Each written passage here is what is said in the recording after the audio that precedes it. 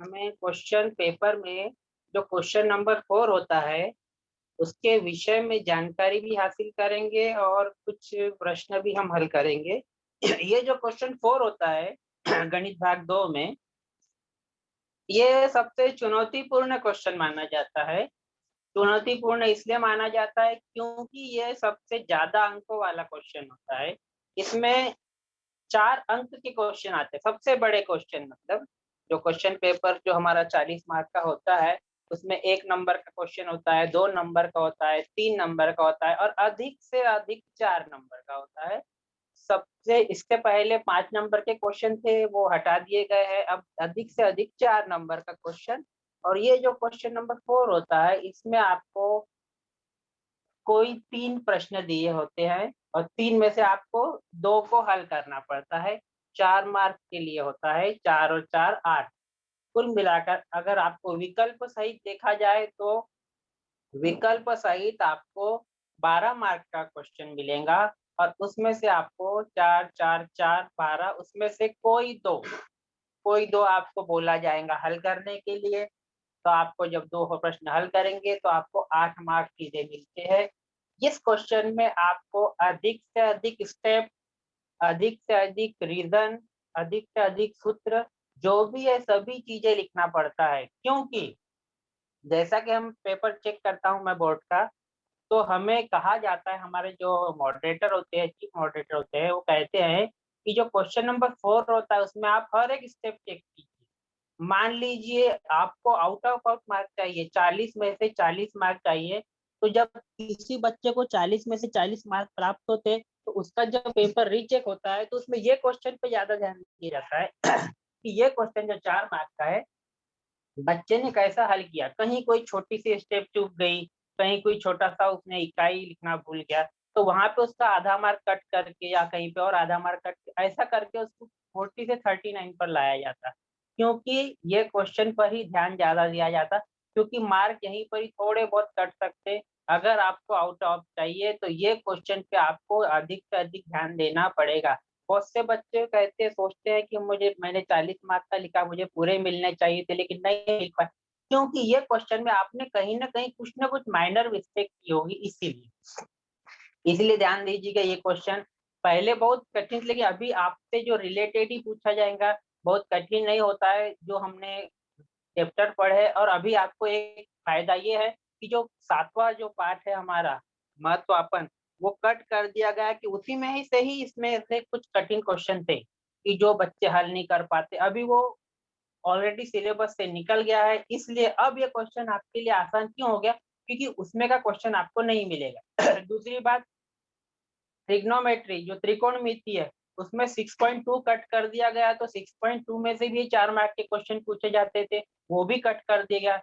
Last 7वां जो part था उसमें से 4 मार्क का क्वेश्चन पूछा था, वो भी कट कर दिया। अब आपके पास जो 1 2 3 4 5 5 चैप्टर ही बचे हैं, इसमें से ही आपको ये क्वेश्चन मिलेगा। और आसान से आसान रहते इसके अंदर, इसमें इतने कठिन जो कठिन पूछे जाते थे वो सिलेबस से कट हो गए। इसलिए अभी आपके लिए ये कठिन नहीं है, पहले कठिन था लेकिन अभी आपके लिए कठिन नहीं माने जाएंगे, क्योंकि आपको ये सब अच्छे से अच्छे क्वेश्चन मिलने वाले जो आप अच्छे से अच्छे हल कर सकते हैं। ठीक है, चलिए हम स्टार्ट करते हैं। हम टोटल 5 क्वेश्चन मैंने निकाला हूँ, कोशिश करेंगे हमारे लेक्चर के अंदर 5 क्वेश्चन हल हो पाए। ठीक है, चलिए देखते। क्वेश्चन नंबर 1, आकृति देखिए आप। आकृति में बिंदु ओ केंद्र वाले वृत्त की जीवा ए बी, ए बी जीवा दी हुई है। ए बी की लंबाई वृत्त की त्रिज्या के बराबर है। ए बी की जो लंबाई है वृत्त के त्रिज्या के बराबर है, ये दी हुई। आपको देखो 4 चीजें यहाँ पे निकालना, एक एक मार्क के लिए चारों चीजें है। मैंने आपको बाहर 4 मार्क का क्वेश्चन है, देखिए आपको एक साथ 4 चीजें पूछ ली गई है और सब एक एक मार्क है। आप इसको टुकड़ा कर करके अलग अलग से हल करेंगे एक एक, तो आपको कोई कठिन नहीं जाएगा। अगर आप पहले सोच लेंगे नहीं 4 मार्क का क्वेश्चन है, बहुत बड़ा है, हम कैसे हल करेंगे, ऐसा कोई टेंशन वाली बात नहीं। ऐसे ही क्वेश्चन ज्यादातर पूछे जाते हैं जिसमें बच्चों को आसानी भी हो और प्रश्न भी हल हो जाए। ठीक है, आपको देखिए इसके अंदर पहले निकालना है एंगल कोण ए ओ बी, उसके बाद निकालना है कोण ए सी बी, उसके बाद निकालना है चाप का माप, निकालना है चाप ए बी का माप, और उसके बाद चाप ACB का माप। 4 चीजें आपको निकालनी है और 4 चीजें एकदम आसानी से निकल जाएगी। आप ध्यान दीजिए, आपको ज्यादा तकलीफ नहीं जाएगी, आपको आकृति अच्छे से समझ में आए, क्वेश्चन अच्छे से समझ जाए। देखिए ये जो 4 मार्क का क्वेश्चन होता है, आप क्वेश्चन ध्यान से पढ़िए। बच्चे क्वेश्चन ध्यान से नहीं पढ़ते, इसलिए उनको कठिन जाता है। अब हम देखिए पहले क्वेश्चन एक बार फिर पढ़ते हैं। आकृति में देखो ओ केंद्र दिया हुआ और ये जो लाइन दी है उसका ध्यान रखना है। वृत्त की जीवा AB की लंबाई वृत्त की त्रिज्या के बराबर है। जीवा की लंबाई त्रिज्या के बराबर है, मतलब यहाँ पे त्रिज्या देखो ओ केंद्र हो गया तो त्रिज्या क्या होगी यहाँ पे OA और OB, ये क्या हो गई त्रिज्या। और OA और OB के बराबर क्या है AB, मतलब तीनों भुजाएं समान है। इसलिए हम देखो इसके अंदर लिखेंगे रेख OA सर्वांग सम रेख OB, ठीक है, क्योंकि ये वृत्त की त्रिज्या है और रेख AB की लंबाई त्रिज्या के बराबर है, मतलब ये तीनों भुजाएं क्या होगी, ये जो त्रिभुज दिख रहा OAB त्रिभुज दिख रहा आपको, ये OAB जो त्रिभुज दिख रहा है इसके अंदर तीनों भुजाएं समान है। और आपको पता होना चाहिए कि जब तीनों भुजाएं समान है तो वो क्या हो जाता है, समबाहु त्रिभुज होता है। तीनों भुजाएं समान, समबाहु तीनों भुजाएं समान, तो इसलिए त्रिभुज OAB एक समबाहु त्रिभुज हो गया। इसलिए हम लिखेंगे रेख AB सर्वांग समरेख OA सर्वांग समरेख OB, ठीक है, क्योंकि हमको जो दिया हुआ है हमने उपयोग करके त्रिभुज OAB को समबाहु त्रिभुज सिद्ध किया है। अब आपको पता होना चाहिए जब समबाहु त्रिभुज है तो समबाहु त्रिभुज के तीनों कोण कितने अंश के होते हैं, 60 अंश के। कितने अंश के होते हैं, 60 अंश के। आपको पता है जब भी कोई समबाहु त्रिभुज होता है उसकी तीनों भुजाएं भी समान होती है और तीनों कोण भी समान होते हैं। भुजाएं समान दी हुई है और कोण इस समबाहु त्रिभुज हमने सिद्ध किया, इसलिए उसके तीनों कोण समान है। इसलिए हमको जो पहला क्वेश्चन देखो क्या पूछा गया है, कोण AOB इसलिए कोण AOB बराबर 60 अंश, कोण AOE बराबर 60 अंश। देखो हमने सबसे पहला गणित जो पूछा गया है वो हल कर दिया है बहुत आसानी से।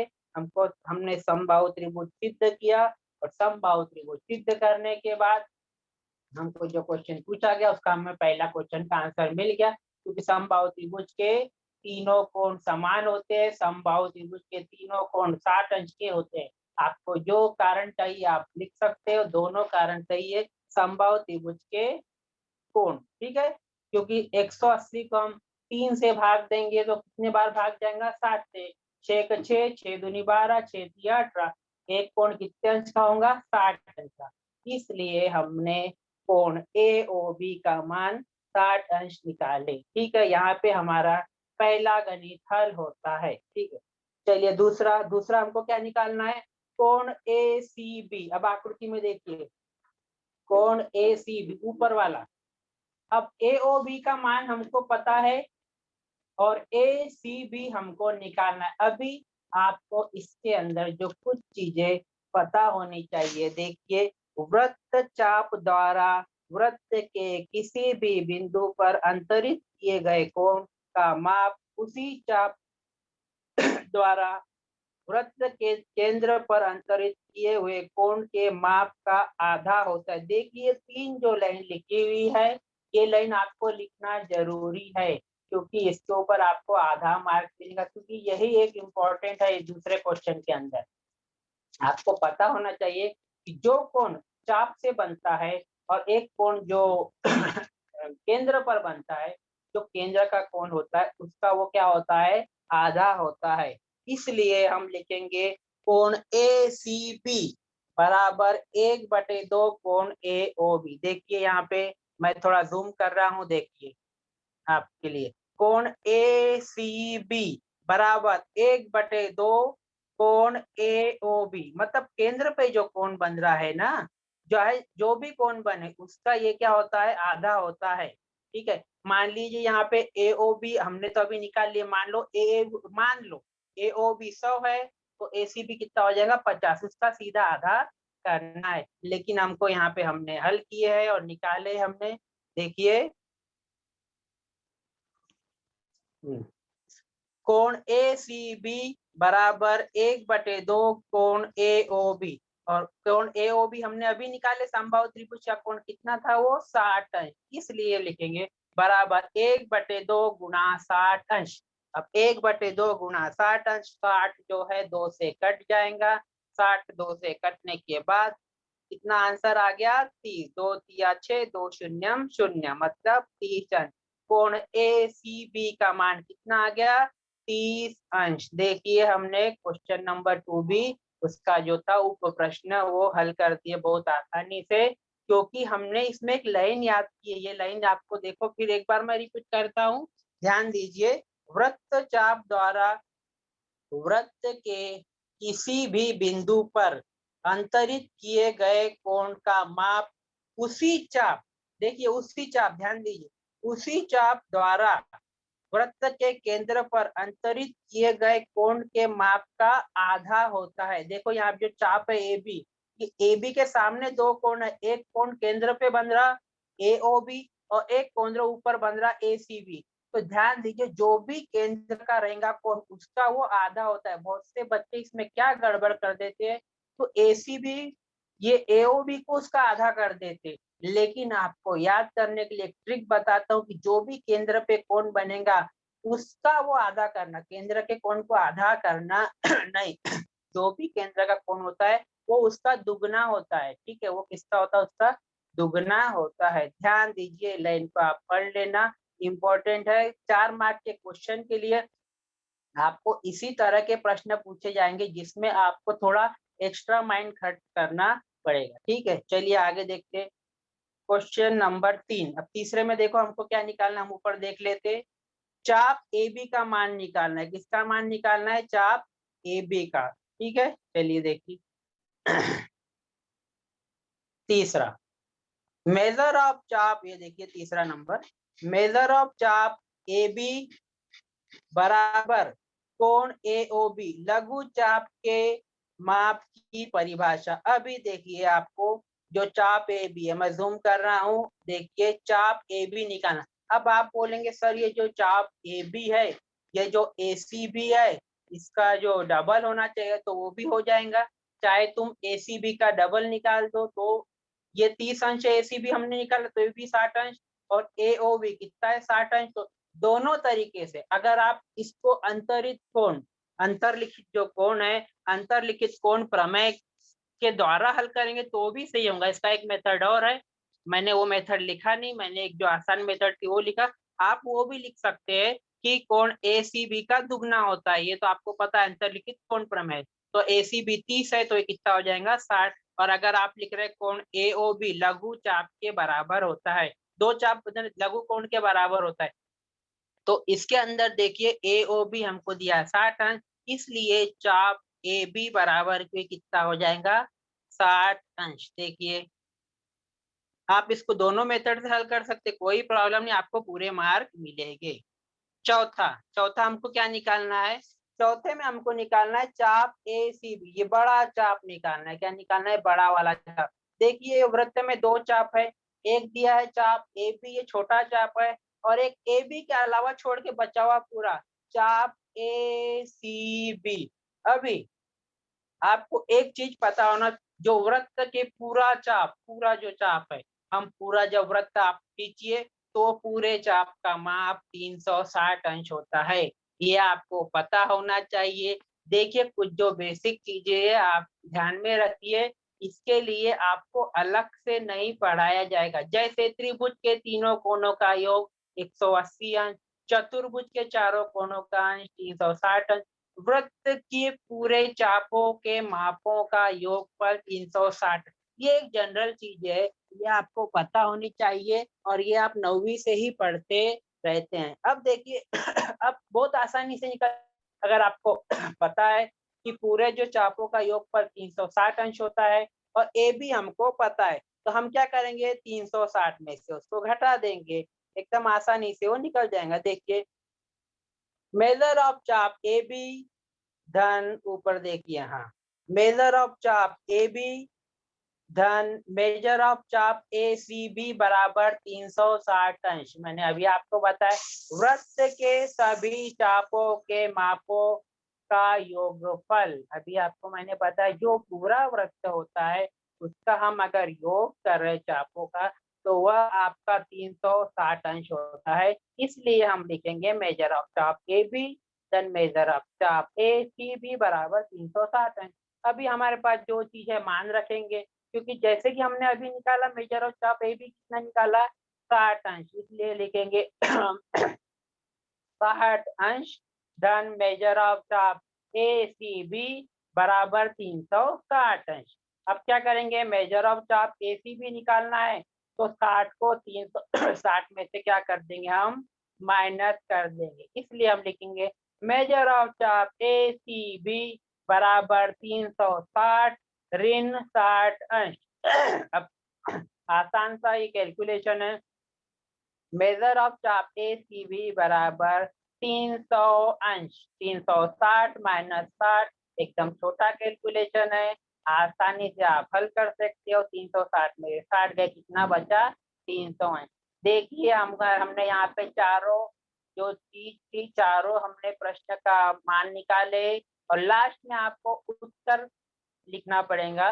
उत्तर में हमने लिखा लास्ट में जो पहला हमने मान निकाला कोण ए ओ बी बराबर 60। देखिए जो क्वेश्चन नंबर 4 होता है इसमें 4 अंक का जो क्वेश्चन होता है, आप सब हल करने के बाद लास्ट में उत्तर उत्तर ऐसा लिखना है आपको शब्दों में, आगे डॉट कीजिए या बिंदी दीजिए और आपने जो चारों मान निकाले चारों मान लिख दीजिए। देखिए इस पर भी मार्क होता है, अगर आपने चारों हल कर दिए लास्ट की ये चीज नहीं लिखे तो आपका आधा से 1 मार्क कट कर देंगे, क्योंकि यहाँ पर उनको बोर्ड के जो चेकिंग सर है या चेकिंग ऑफिसर उनको मौका मिल जाता कि यहाँ हम बच्चे का आधा ऐसे 1 मार्क कट कर सकते हैं। बहुत से बच्चे सोचते हमने पूरा लिखा फिर हमको आधा 1 मार्क कहाँ कटा, ऐसी जगह कटता है। लास्ट में आप अपने उत्तर लिखिए शब्दों में उत्तर, आगे डैश कीजिए और जो चारों मान लिख दीजिए। इसे देखो मैंने बताया आपको कोण ए ओ बी बराबर 60 अंश, कोण ए सी बी बराबर 30 अंश, मेजर ऑफ चाप ए बी बराबर 60 अंश और हमने अभी निकाला मेजर ऑफ चाप ए सी बराबर ए सी बी बराबर 300 अंश। ठीक है, देखिए यहाँ पे हमारा ये क्वेश्चन नंबर 1 हल होता है। एक बार आप थोड़ा ध्यान से देख लीजिए फिर हम क्वेश्चन नंबर, हमको आज घाई नहीं करना है क्योंकि 4 मार्क का बड़ा प्रश्न है, कोई घाई नहीं, हम 3 प्रश्न 4 हुए तो भी जगह आपको अच्छे से समझना चाहिए। ठीक है, एक बार देख लीजिए जस्ट 1 मिनट के लिए।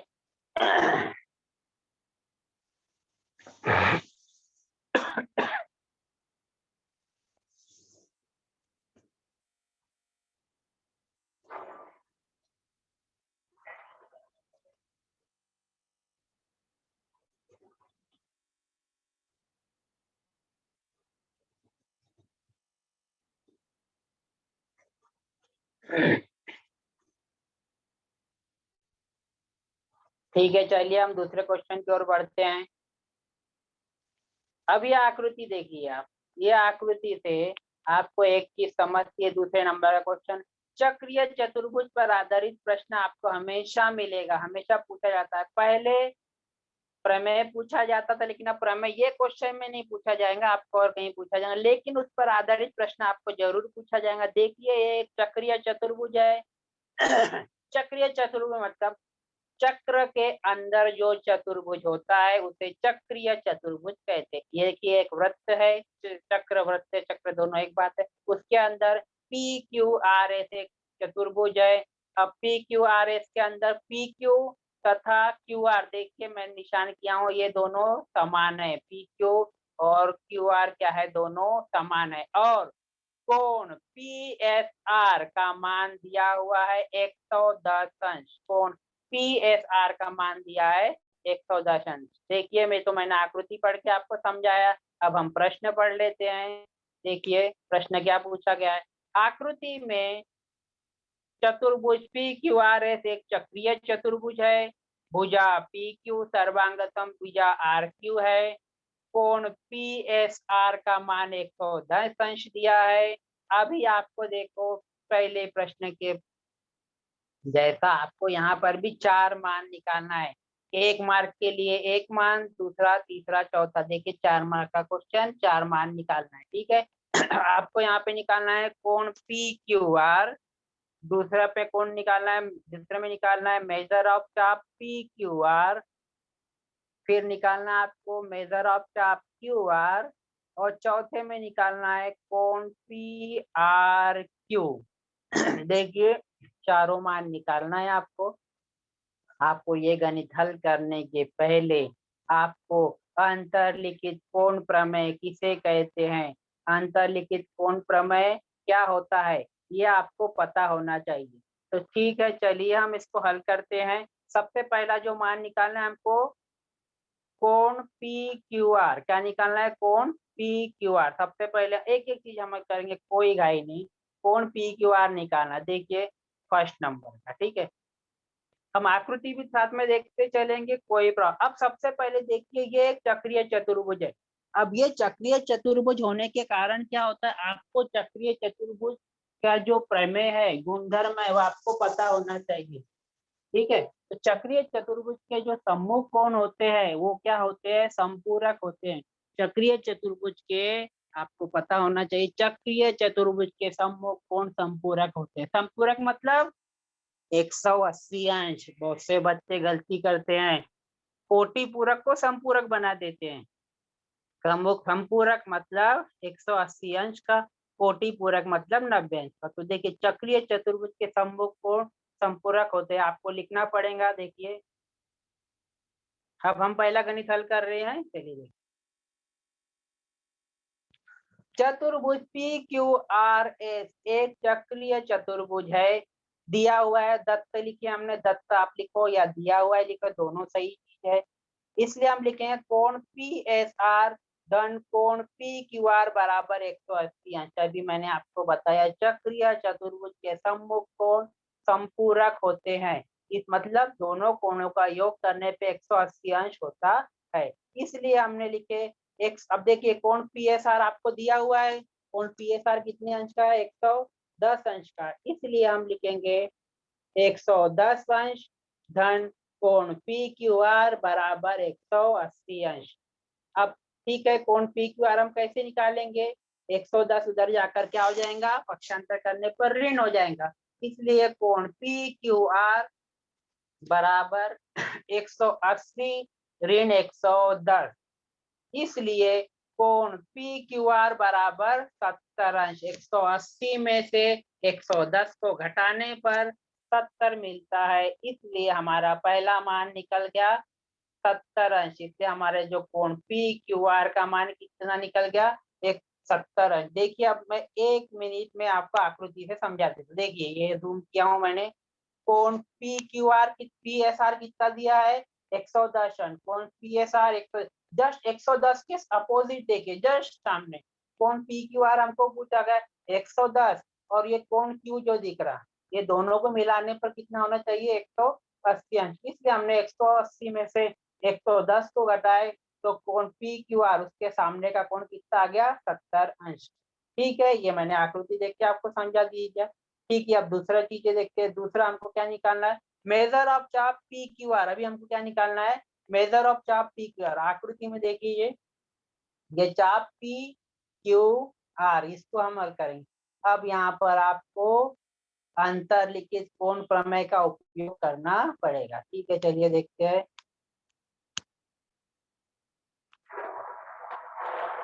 दूसरा नंबर, ठीक है, ये ऊपर सबसे ऊपर कोण पी एस आर, कोण पी एस आर बराबर 1/2 मेजर ऑफ चाप पी क्यू आर। अंतर्लिखित कोण प्रमेय, मैंने आपको पहले कहा आपको अंतर्लिखित कोण प्रमेय का उपयोग करना है।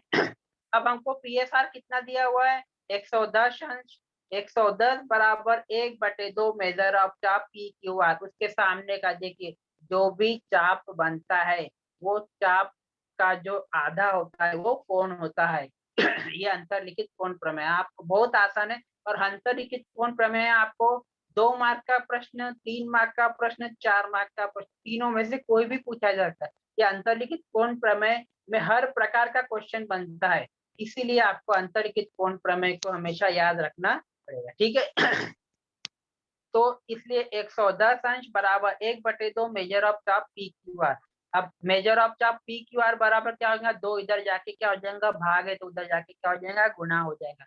इसलिए मेजर ऑफ चाप पी क्यू आर बराबर 110 गुना 2, और 110 को 2 से गुना करने पे कितना होता है, 220 अंश। इसलिए मेजर ऑफ चाप पी क्यू आर कितना हो गया, 220 अंश। देखिए हमने यहाँ पे दूसरा क्वेश्चन हल किया। अभी 30 सेकंड के अंदर मैं आपको ये आकृति से समझा दूंगा एकदम आसानी। देखिए ये 110 दिया हुआ है, पी एस आर 110 दिया हुआ है, इसके जस्ट सामने कौन सा दिख रहा है हमको, चाप पी क्यू आर, कौन सा दिख रहा है, चाप पी क्यू आर। सीधा 110 को डबल कर देना है, कितना हो जाता है, 220। ये हमारे समझने के लिए, बाद में आपको स्टेप तो लिखना पड़ेगा, लेकिन आकृति देखकर आपको समझ जाना चाहिए कि इसका आंसर भाई ये 110 है तो इसका 220 आना चाहिए, 110 का दुगना, क्योंकि इसके सामने ही चाप है ना ये पी क्यू आर, इसलिए अंतरलिखित कोण प्रमेय इसके जस्ट सामने लगता है। ठीक है, चलिए अब तीसरा हमको क्या निकालना है, तीसरा हमको निकालना है मेजर ऑफ चाप क्यू आर। देखो हमने क्या निकाले, पी क्यू आर निकाल लिए, अब क्यू आर निकाले। यहाँ ये थोड़ा सा कठिन जाएगा, यहाँ पे थोड़ा आपको समझना पड़ेगा, जो चीज दी हुई है उसका उपयोग करें।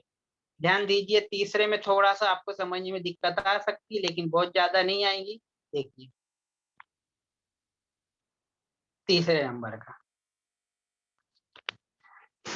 अब देखिए हमको जो दिया हुआ है उसका उपयोग करना है इसके अंदर, जो चीज दी हुई है। जीवा पी क्यू सर्वांग सम जीवा क्यू आर, सबसे ऊपर जीवा पी क्यू सर्वांग सम जीवा क्यू आर, ये दिया आकृति अपने सामने रख के आप देख लीजिएगा। अब जो दिया हुआ है जीवा दिए, जब जीवा समान होती है तो जीवा के सामने जो चाप बनते हैं वो भी समान होते हैं। देखिए ये लाइन आपको याद करना पड़ेगा, सर्वांग सम जीवाओं के संगत चाप। अगर जीवा, ये ए बी जीवा है, ये पी क्यू जीवा है, ये दोनों जीवा से है, तो जीवा के जस्ट सामने देख लीजिए कौन सा चाप बन रहा, और ये जीवा के भी जस्ट सामने देख लीजिए कौन सा चाप बन, तो दोनों चाप भी क्या हो जाएंगे, समान। इसलिए हम लिखेंगे चाप पी क्यू समान चाप क्यू आर। अब मैं आकृति में आपको बताऊंगा क्योंकि हमें आकृति के लिए पीछे मुड़ना पड़ता है। देखिए पी क्यू किसके समान दिया है, क्यू आर के समान दिया है। देखो पी क्यू और क्यू आर ये दोनों समान है, तो पी क्यू का सामने का चाप भी पी क्यू है और क्यू आर के सामने का चाप भी क्यू आर है, तो ये सामने के चाप भी समान होंगे। देखिए मैं एक बार फिर रिपीट करता हूँ, ये चीजें आपको ध्यान देनी चाहिए, क्योंकि थोड़ा सा इसमें आपको पता होना चाहिए। जब जीवा समान है तो जीवा के सामने जो संगत चाप है वो भी समान होते हैं। मतलब देखो पी क्यू समान, ये पी क्यू एक हमारी रेख है, ठीक है, चतुर्भुज की एक भुजा है पी क्यू, लेकिन पी क्यू के सामने जो राउंड है चाप दिख रहा है वो है चाप पी क्यू। एक पी क्यू रेख है और एक पी क्यू चाप है, तो जब चाप समान तो भुजा समान, भुजा समान तो उसके सामने का चाप समान, इसलिए हम लिखेंगे सर्वांग सम जीवाओं के संगत चाप। इसलिए पी क्यू चाप और क्यू आर चाप भी समान होंगे। ठीक है, चलिए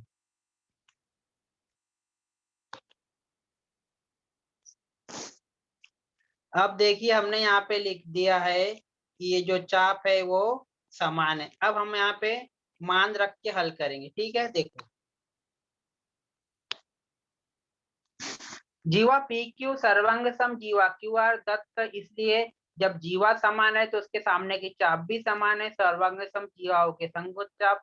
इसलिए अब हमने माना, अब देखिए कोई चीज दो जब समान हो जाती है ना, और हमको उसमें से किसी एक का मान निकाले, ये एक क्वेश्चन के लिए, हर क्वेश्चन के लिए लागू होता है, चाहे आप भूमिति का या बीज गणित का कोई भी क्वेश्चन हल करें, तो आपको एक जनरल चीज है कि जब दो चीज समान है और हमको दोनों में से किसी एक का मान ले, तो हमको पहले उसको मान रखना पड़ेगा एक।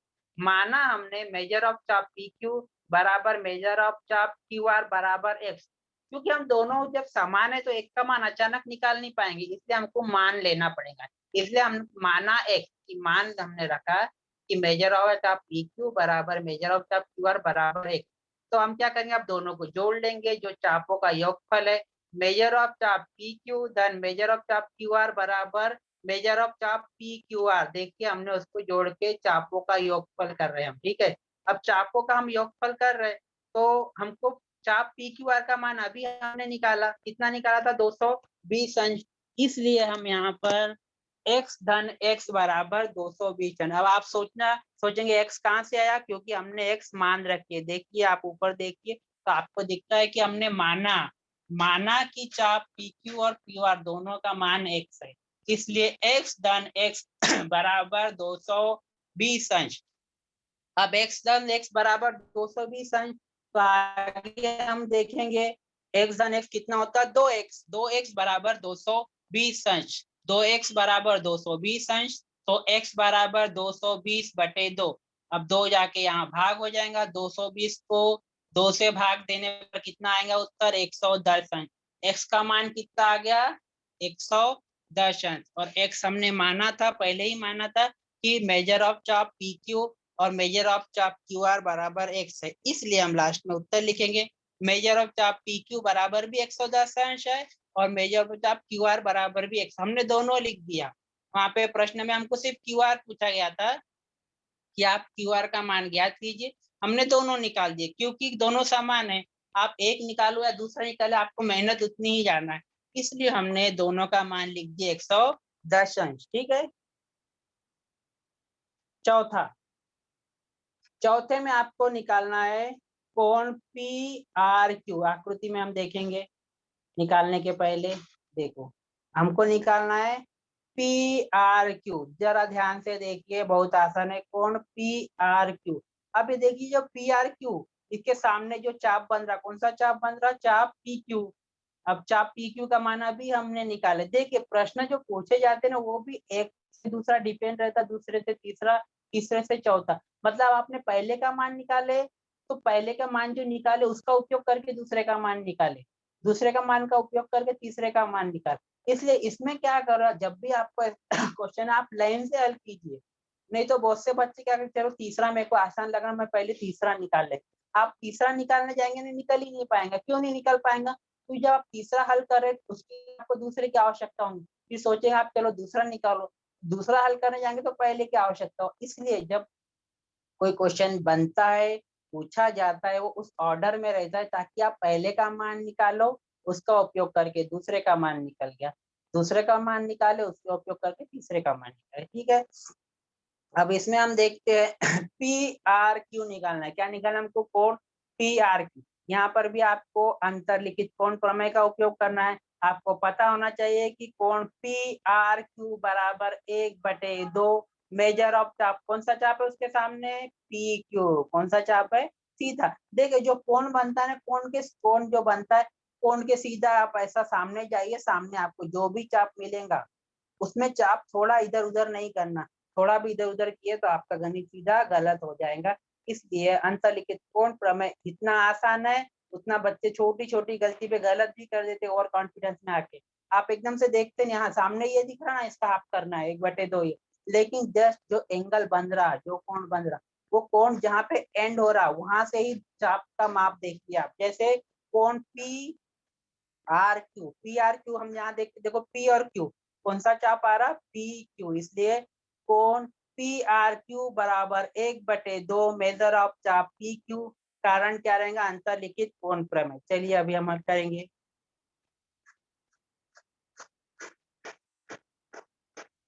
अभी देखिए हमने मान निकाला था चौथा।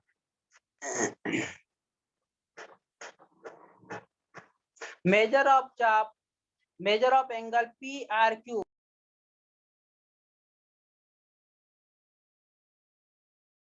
मेजर ऑफ चाप PQ। इसलिए हम लिखेंगे यहाँ, देखिए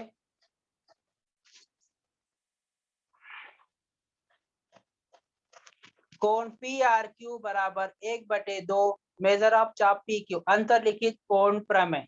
इसलिए कोण PRQ बराबर 1/2 गुना PQ का मान कितना दिया है, हमने अभी निकाले 110 अंश। इसलिए हम लिखेंगे कोण PRQ बराबर 1/2 गुना 110, और 110 को 2 से भाग करने पर हमारा कितना उत्तर आ गया, 55 अंश। इसलिए कोण PRQ कितना आ गया, देखिए मैंने बताया था सामने जो चाप दिया उसका सीधा हाफ हो जाएंगे, मतलब 110 दिया तो कितना आंसर आ गया हमारा, 55। अंतर लिखित कोण प्रमेय से। फिर उसी तरह से लास्ट में आपको उत्तर लिख देना है। उत्तर लिखिए, पहला हमने निकाला कोण पी क्यू आर बराबर 70 अंश। दूसरा निकाला मेजर ऑफ चाप पी क्यू आर बराबर 220 अंश। तीसरा निकाला मेजर ऑफ चाप क्यू आर बराबर 110 अंश। चौथा निकाला कोण पी आर क्यू बराबर 55 अंश। देखिए लास्ट में आपको ये लिखना है। 1 मिनट आप देख लीजिए, फिर हम अगले गणित की ओर बढ़ेंगे। यहाँ से देखिए स्टार्ट होता है। थोड़ा सा आप एक हल्की नजर घुमा लीजिए।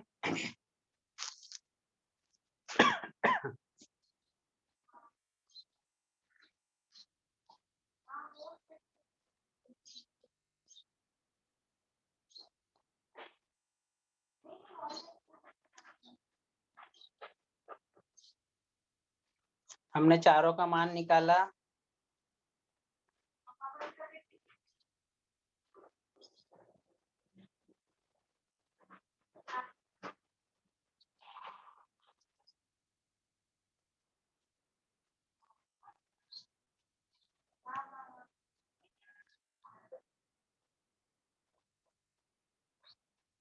चलिए अब एक जो क्वेश्चन है, ये भी बहुत आसान क्वेश्चन में पूछा जाता है। यहाँ पर आपको मध्य बिंदु का उपयोग करना पड़ता है। मध्य, ये सबसे आसान क्वेश्चन देखिए। हमने शायद इसको क्वेश्चन नंबर जो 2B था उसमें भी हमने देखे 2 मार्क के लिए, उसको ही देखो डिवाइड करके इन्होंने 4 मार्क का बना दिए देखो। तो इसलिए आपको हमने जो हल किए थे जो लास्ट इसमें, उसका भी उपयोग आपको यहाँ पर होगा। देखिए ये एक जो रेखाखंड दिया हुआ है, ठीक है। ए बराबर ऋण 14 ऋण 10। थोड़ा आप ध्यान दीजिए, यहाँ धन ऋण की बात है। x1 x2 y1 y2 x2 y2 x2 y2 x3 y3, ये सब चीजों का आपको उपयोग करना है। लेकिन आपकी नजर एकदम वहीं पर ही होनी चाहिए। आप नजर थोड़ा भी इधर उधर करेंगे तो इतना आसान गणित भी गलत हो सकता है। देखिए 2 बिंदु दिए है, ऋण 14 तथा ऋण 10। बी दिया है 6 और ऋण 2। दो जोड़ने वाले रेखाखंड AB को 4 सर्वांगसम रेखाखंडों में विभाजित करने वाले बिंदुओं के निर्देशांक ज्ञात कीजिए। आप पहले प्रश्न पढ़ लीजिए। देखिए जो मैंने रेख निकाला है रेखाखंड, यहाँ पे इस पे आपको मार्क नहीं मिलने वाले, लेकिन ये समझने के लिए निकाला गया है। आप हो सकता है इसको रफ में निकाल लीजिए या सामने लिख लीजिए, कोई प्रॉब्लम नहीं। ये आप निकालेंगे तो आपको समझने में आसानी होगी, गणित आपका आसानी से हल होगा। ये जो आप रेखा निकाले इस पे मार्क नहीं, आप जो हल करेंगे उसी पे मार्क मिलने वाले हैं। ए बी, देखिए ए बी निकाला है सब पे, और ए बी को हमको 4 भागों में विभाजित करना है। तो ए बराबर जो बिंदु दिया है ऋण 14 ऋण 10 और इधर दिया 6 ऋण 2, इसको 4 सर्वांगसम रेखाखंडों को 4 सर्वांगसम में आपको विभाजित करना है, उनके निर्देशांक निकालना है। अब सबसे पहले जो ए बी, सबसे बीच में एक बिंदु लेंगे हम क्यू। देखो हमने क्यू लिया है, उसको हमने लिखा है क्यू बराबर x2 y2। हम सबसे पहले बीच वाला बिंदु, देखिए कोई भी जब रेखा को 4 भागों में विभाजित करना तो सबसे पहले उसका सेंटर निकालना पड़ेगा। तो सबसे पहले हम क्यू निकालेंगे, ठीक है। क्यू निकालने के बाद क्यू निकल गया तो हम इधर वाला ए क्यू को मान रख के फिर उसका एक बीच का सेंटर निकालेंगे। ये फिर 2 भागों में विभाजित। इधर साइड का जो है क्यू पी, अब इसमें देखिए क्यू बी, अब क्यू बी को भी बीच में बिंदु लेंगे आर। और ये देखिए मैं थोड़ा जूम करके आपको समझाना चाहता हूँ, देख लीजिए। ये जो रेखा को 4 भागों में विभाजित करना है तो आपको सबसे पहले इसका सेंटर निकालना पड़ेगा, उसको 2 भागों में। आपको एक कोई मैंने दे दिया, एक धागा दे दिया, मैंने बोला ये धागों को मुझे 4 समान भागों में विभाजित करना। आप क्या करोगे, वो धागा लोगे, पहले उसके सेंटर में से कैंची मारोगे, ठीक है। अब वो 2 भागों में विभाजित होगा, फिर जो एक धागा का टुकड़ा लेंगे उसको भी सेंटर में से कैंची मारोगे, फिर दूसरा वाला रहेगा उसको भी सेंटर में से कैंची मारोगे, हो गए ना 4 भागों में। बस उसी का उपयोग यहाँ पर करना है। सबसे पहले एक सेंटर निकालो, एक केंद्र निकालो, फिर ये जो भाग बच गया उसका केंद्र निकालो, फिर उधर का भाग गया उसका केंद्र निकालो, सभी समान भागों में विभाजित होगा, ठीक है। और ये सभी के हमको मान निकालना है। मान निकालने के लिए आपको मध्य बिंदु एक ही सूत्र, पूरे गणित में एक ही सूत्र का उपयोग करना है। सिर्फ मान बदलेगा, थोड़ा इधर उधर होगा, बाकी आपको सूत्र वही रहेगा। x1 + x2/2 y1 plus y2 upon 2, हमने क्वेश्चन नंबर 2b में भी इसको पढ़े है। ठीक है, चलिए देखते हैं हम। सबसे पहले कोण Q का मान निकाले। आकृति आपको समझ गई है। अब देखिए कोण Q का मान निकालने के लिए हमको बिंदु Q रेख AB का मध्य बिंदु है। हमने सब यहाँ पे मान रख ली है। A बराबर ये PQR, ये रेखा AB को सर्वांगसम रेखा खंडों में विभाजित करता है, मैंने आपको बताया। और बाद में सबका मान भी लिख दीजिए, x1 y1 क्या है, x2 y2 क्या है, x3 y3 क्या है। ये सब यहाँ पे रेख पर लिखने के बाद आपको इसको हल करने की शुरुआत करना है। मानो कि बिंदु PQR रेख AB के 4 सर्वांगसम रेखाखंडों में विभाजित करता है। मानो P बराबर x1 y1, Q बराबर x2 y2, R बराबर x3 y3 है। ठीक है, हमने ये सबका मान, तीनों का मान निकालना है हमको। P का भी मान निकालना है, Q का भी मान निकालना है, और R का भी मान। तो हम सबसे पहले बीच वाले Q का मान निकालेंगे, उसके बाद शायद आपको R निकालना था, आप R भी निकाल सकते हैं।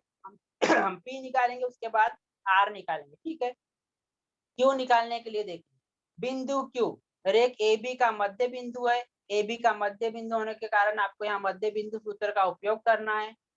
ठीक है, x2 बराबर क्या, x1 प्लस x2 अपॉन 2। यहाँ पर जो मान दिया है ऋण 14 धन 6 बटे 2। अब ऋण 14 धन 6, ऋण 14 धन 6 बराबर कितना होगा, ऋण 8 बटे 2। ऋण 8 बटे 2 बराबर क्या आ गया, ऋण 4। मतलब x2 का मान कितना आ गया, ऋण 4। उसी तरह से y2 का मान निकालना है। y2 बराबर भी वही x1 प्लस x2 अपन, देखो सूत्र वही रहेगा, सिर्फ बिंदु को आपको ध्यान में रख के लेना। इसमें थोड़ा खिचड़ी हो जाती, थोड़ा कंफ्यूज हो जाते बच्चे, x1 y1 x2 y2, लेकिन जो चीज आप निकाल रहे हैं ना, ये a और b, तो इधर के x1 के साथ उधर के x2 को जोड़, इधर के y1 के साथ उधर के y1 को जोड़ना है बस। इसलिए इधर आएगा ऋण 10 धन ऋण 2 बटे 2। इसलिए ऋण 10 ऋण 2 बराबर ऋण 12, ऋण 12 बटे 2। ऋण 12 को 2 से भाग देने पे कितना आंसर आ गया, ऋण 6। इसलिए हमने बिंदु Q कितना निकाल लिए, 6, ऋण 4 और ऋण 6। Q का मान कितना आया, ऋण 4 और ऋण 6। देखिए मैं आकृति में बता रहा, ये Q, ये Q का मान कितना आ गया, यहाँ पे x2 y2 लिखा है, वहां पे अब हम क्या लिख देंगे, ऋण 4 और ऋण 6। अब ये Q और A को पकड़ के रखना है, Q और A को निकाल के हम P को निकालेंगे। अब P कैसा निकलेगा, इसका मध्य बिंदु प्रमेय से जो ऋण 4 और ऋण 6 हमने निकाले, उसका उपयोग इस पे करना है। अब P का मान निकालेंगे दूसरे नंबर पे। ठीक है, बिंदु P रेख PQ का मध्य बिंदु है। P किसका मध्य बिंदु है, AQ का, इसलिए हम मध्य बिंदु सूत्र भी इसमें लगाएंगे। देखिए सिर्फ सूत्र वही सेम लगने वाला है, सिर्फ बिंदु पे आप ध्यान दीजिए। ठीक है, इसलिए x1 बराबर ऋण 14 धन ऋण 4 बटे 2। ऋण 14 धन ऋण 4 बराबर, धन ऋण क्या होता है, ऋण, ऋण 14 ऋण 4 बटे 2। ऋण 14 ऋण 4 कितना हो जाता है, ऋण 18। इसलिए आ जाएगा ऋण 18 बटे 2, और ऋण 18 बटे 2 बराबर क्या हो जाएगा, ऋण 9। उसी तरह से y1 निकालेंगे। y1 बराबर ऋण 10 धन ऋण 6 बटे 2। अब धन ऋण क्या हो जाएगा, ऋण हो जाएगा, इसलिए ऋण 10 ऋण 6 बटे 2। ऋण 10 ऋण 6 कितना होता है, ऋण 16। ऋण 16 बटे 2 बराबर ऋण 8। अब हमने देखो बिंदु P का मान निकाले, बिंदु P का मान निर्देशांक कितना आ गया, ऋण 9 और ऋण 8। देखो यहाँ पे हमने अभी P का मान भी निकाल लिया। देखिए मैं ऊपर जाता हूँ, आपको बता, अब हमने ये P का मान भी निकाल लिया। देखिए P का मान निकाल लिया। अब हमको देखो P का भी मान निकाल लिए, Q का भी मान निकाल लिया। अब आपको R का मान निकालना, ये R। अब ये जो बीच में जो R है, R का मान निकालने के लिए Q और B ये दोनों को लेकर इसका मध्य बिंदु सूत्र लगाना पड़ेगा। ठीक है, R का मान देखिए, बिंदु R रेख AB का मध्य बिंदु है, इसलिए मध्य बिंदु के सूत्र से x3 बराबर ऋण 4 धन 6 बटे 2। ऋण 4 धन 6 कितना हो गया, ऋण 4, 6 ऋण 4 बराबर 2, बराबर 2 बटे 2, 2 बटे 2, आंसर आ गया 1। उसी तरह y3 निकालेंगे, y3 बराबर ऋण 6 धन ऋण 2 बटे 2। धन ऋण क्या हो जाएगा, ऋण हो जाएगा, ऋण 6 ऋण 2 बटे 2। ऋण 6 ऋण 2 कितना होता है, ऋण 8, ऋण 8/2 और ऋण 8 को 2 से भाग देने पे कितना उत्तर आ जाता है, ऋण 4। ठीक है, इसलिए बिंदु आर का निर्देशांक आ गया 1 और ऋण 4। देखिए हमने तीनों के निर्देशांक निकाल लिए। लास्ट में आपको देखो 1 मार्क पी निकालने के लिए, 1 मार्क क्यू निकालने के लिए, 1 मार्क आर निकालने के लिए, 3 मार्क और लास्ट में 1 मार्क उत्तर में जब आप लिखते हैं। उत्तर लिखेंगे रेखाखंड AB को 4 सर्वांग सम रेखाखंडों में विभाजित करने वाले त्रिभुजों के निर्देशांक ऋण 9 ऋण 8 ऋण 4 ऋण 6 और 1 ऋण 4 है। ये लास्ट में आपको लिखेंगे, इसके ऊपर आपको 1 मार्क मिलता है। ठीक है, देख लीजिए एक बार फिर हम अभी फिर अगले क्वेश्चन की ओर बढ़ेंगे। देखिए हमको 4 सर्वांग सम भागों में विभाजित करना पड़ा। हमने उसका पहले मध्य बिंदु निकाले, बीच में बिंदु निकालने के बाद फिर उसका भी एक मध्य बिंदु निकाले और इधर साइड वाले का भी मध्य बिंदु निकाले। सूत्र वही है x1 + x2/2 y1 + y2। आपको थोड़ा कंफ्यूजन आएगा, सर इधर x1 क्या लेना, लेकिन आप जो भी बिंदु लेते हैं ए और बी ले रहे ना, तो ए वाले और बी वालों को ही पकड़ कर रखो, बाकी की तरफ देखना भी नहीं बिल्कुल, जब आप ए और बी का मध्य बिंदु निकालेंगे। और अभी अगर आप ए और क्यू का मध्य बिंदु निकाले तो ए और क्यू को पकड़ के रखना, बाकी तरफ ध्यान नहीं देना। ए और क्यू इसको ही x1 y1 x2 y2 समझ के, जरूरी नहीं कि आपको हर बार लिखना पड़े, क्योंकि उसमें बच्चों को कंफ्यूजन है x3 y3 x4 y4। आप डायरेक्ट भी इसके अंदर लिख सकते हैं 4 मार्क के क्वेश्चन के लिए। ठीक है, देखिए यहाँ पर हमने क्या क्या निकाला है, 1 सेकंड आप देख लीजिए।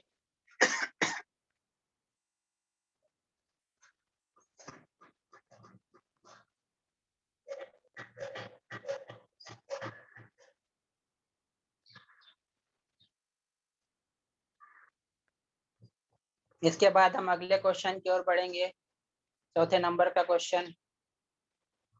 देखिए चतुर्भुज ABCD हमको एक दिया है, ABCD के विकर्ण AC व BD है। देखो ये जो आकृति है, ये एकदम आसान क्वेश्चन है और इसमें आपको प्रवीण सर। हेलो, हाँ सर, ये लास्ट क्वेश्चन ले लीजिएगा, आपका समय हो गया है। ठीक है सर, ये मैं हो जाएगा 5 मिनट में मेरा। ओके ठीक है, सर। Okay sir. नहीं एक्चुअली क्या वो स्क्रीन शेयर करता है टाइमिंग का सर, पता नहीं चलता मोबाइल में भी।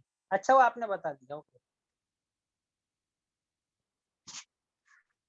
चतुर्भुज ABCD के विकर्ण AC व BD परस्पर बिंदु O पर प्रतिच्छेदित करते हैं तो सिद्ध कीजिए AD का वर्ग धन BC का वर्ग बराबर AB का वर्ग धन DC का वर्ग। देखिए ये एक चतुर्भुज दिया है, आपको विकर्ण दिया हुआ है। आपको पता होना चाहिए कि विकर्ण परस्पर लंब समद्विभाजित कर रहे हैं, इसलिए जहां पर वो प्रतिच्छेदित करते हैं वहां पे 90 अंश का कोण बनता है। देखिए 90 अंश का कोण निशान भी दिया हुआ है।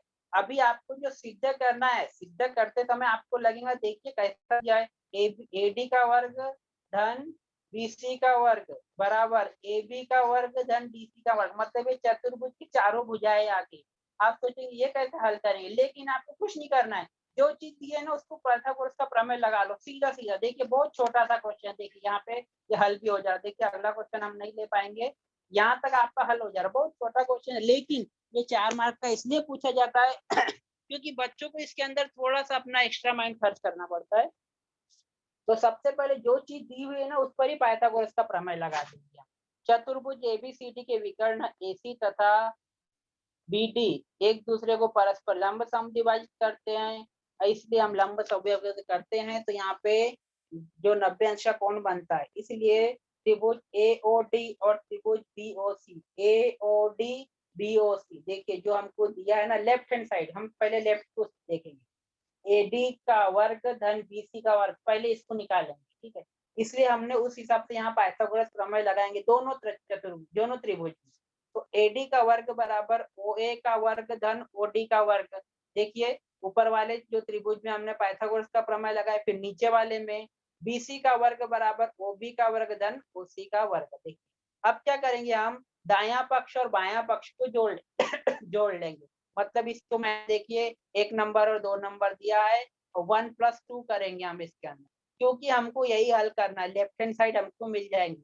इसके दोनों पक्षों को जोड़ने पर AD का वर्ग धन BC का वर्ग। देखिए आगे एक साइड का हमारा हल, अब दूसरे साइड को हमको थोड़ा सा एडजस्टमेंट करना पड़ेगा। AD का वर्ग धन BC का वर्ग बराबर OA का वर्ग धन OD का वर्ग धन OB का वर्ग धन OC का वर्ग 1+2 करने पर देखिए, अब 1+2 करने पर हमने ये किए। अब यहाँ पे देखिए थोड़ा मैंने यहाँ पे देखो स्टार इसलिए दिया हुआ है साइड में, देखो थोड़ा आपको यहाँ पे एडजस्टमेंट करना है। जो दिया हुआ है ना राइट साइड में, उसको इस तरह से हमको एडजस्ट करना है कि हमको आंसर मिल जाए। इसलिए हमने उसको थोड़ा इधर का उधर कर लिए। OA का वर्ग धन OB का वर्ग कर लिए, धन OC का वर्ग धन OD का वर्ग कर लिए। अब ये करने के बाद हमको डायरेक्ट ये पाइथागोरस प्रमेय बन गया एक प्रकार। ये पाइथागोरस जो बचे हुए दो त्रिभुज है ना, उसका पाइथागोरस प्रमेय बन गया। इसलिए ये आ गया AB का वर्ग धन BC का वर्ग। देखिए साइड में मैंने ब्रैकेट में लिखा है AB का वर्ग बराबर DA का वर्ग धन OB का वर्ग व DC का वर्ग बराबर OC का वर्ग। पाइथागोरस त्रिभुज AOB और DOC में। ये पूरा लिखने की आवश्यकता नहीं, आपको आप डायरेक्ट भी लिख दिए तो भी चलेगा, लेकिन मैंने इससे लिखा है ताकि आपको पूरी तरह से समझ सके। आप ये नीचे सिर्फ ये सूत्र लिख दिए तो भी चलेगा। तो ये हमारा यहाँ पे सिद्ध होता है। इसमें हो सकता है आपको कुछ डाउट हो तो आप पूछ सकते हो। ठीक है, यहाँ पर हमारा ये क्वेश्चन कंप्लीट होता है। ठीक है, हेलो बच्चों, किसी को कोई प्रश्न पूछना है जो भी पढ़ाया गया उससे रिलेटेड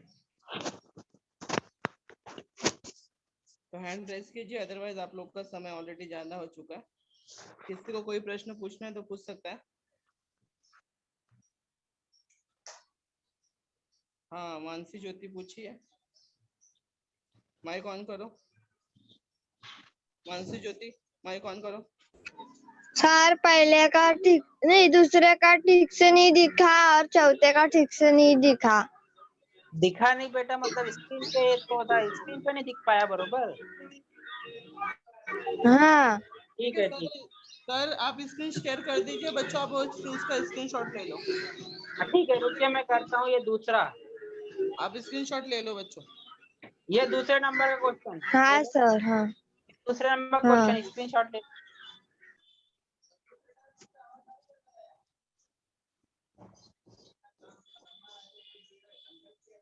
लिया। ये यहाँ तक है, अभी और ले लो। हाँ ये, हाँ अभी अभी पूरा हुआ दूसरा क्वेश्चन, अभी और ले लो स्क्रीनशॉट।